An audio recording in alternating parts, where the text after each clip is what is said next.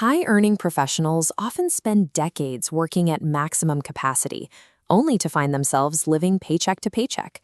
Millions of dollars pass through their hands over a career, yet they remain highly vulnerable to the slightest economic disruption. This fragility occurs because the household treats its income entirely as a mechanism for lifestyle consumption. Every raise becomes a larger house, a newer car, or private school tuition. The capital is never captured to build a base. To fix this, we must establish a rigid distinction between two financial concepts, flow and stock. Your salary is merely a flow. It is revenue that enters your accounts and exits just as quickly to pay for your life. This diagram maps out the relationship. Look at the central panel. Stock is the actual accumulated wealth filling the tank. These are productive assets, investments, property equity, business ownership, that hold value, appreciate, and generate their own income, regardless of your daily labor. You cannot achieve true financial independence on salary alone. That requires engineering a deliberate system to convert your temporary flow into permanent stock. People often use the word wealthy to describe anyone with a high income, but security, wealth, and independence are not synonyms. They are strict sequential phases of capital structure. Phase 1, financial security, is short-term shock absorption. You hold cash reserves to prevent collapse if income stops. Phase 2, wealth, deploys surplus capital to accumulate productive assets. Phase 3, financial independence, is a specific mathematical threshold. The math is absolute. You achieve independence the moment consistent passive cash flow from your asset stock completely covers your household's baseline living costs. Engineering that final phase requires a rigorous 10-year timeline, and that timeline cannot begin without a ruthless audit of your current structural reality. Most 10-year financial plans fail immediately. They fail because the individual misdiagnoses their starting position by relying on vanity metrics instead of structural data.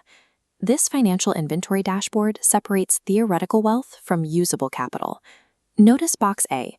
Gross net worth is a dangerous metric. High-value homes with heavy liabilities leave households fragile. Next, box B. True crisis readiness is the speed an asset converts to cash without severe loss.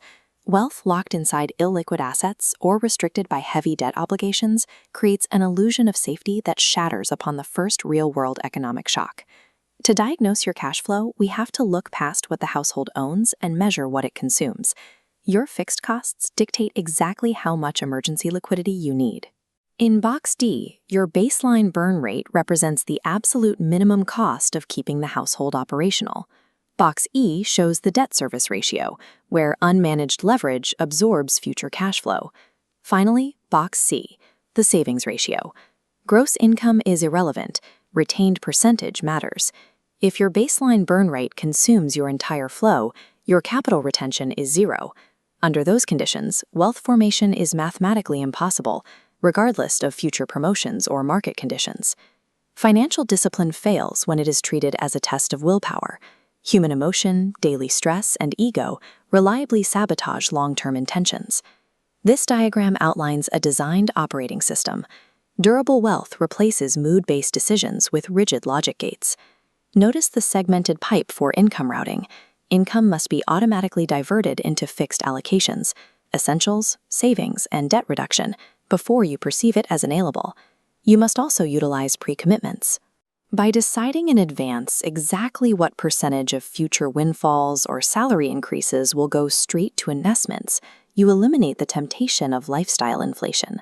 A properly functioning financial operating system treats savings and capital formation as non-negotiable fixed taxes on your income. Discretionary spending is strictly a residual byproduct. Accumulating capital also requires intentionally designing friction into your purchasing habits through strict negative boundaries. Look at expenditure control. The 7-day waiting period rule forces a delay on non-essential purchases, deliberately decoupling psychological impulse from the financial transaction. Next, debt thresholds. The system must strictly prohibit debt used to fund depreciating lifestyle consumption or status markers. Debt is only tolerated when used strictly as a mathematically sound tool to acquire productive, cash-flowing assets. Without these defensive filters, the household will inevitably bleed out its retained capital simply to service the social pressure of appearing wealthy. Once your baseline is audited and your operating system is online, the final step is to lock in your 10-year coordinates using a process called backward planning. As shown in this execution roadmap, you start at year 10 with your target standard of living. From there, you calculate the total asset base required to yield the cash flow to support that living standard. You then reverse engineer that final asset target back to year 1. This exposes the exact monthly savings rate and market return required starting today. If your required savings rate is higher than your current household surplus, you are forced to make immediate, unsentimental trade-offs: lower your target lifestyle, increase your base income, or aggressively cut your burn rate. True financial independence is never an accident, nor is it the result of a single brilliant investment. It is the boring, inevitable, mathematical consequence of a decade spent enforcing structural order over human impulse.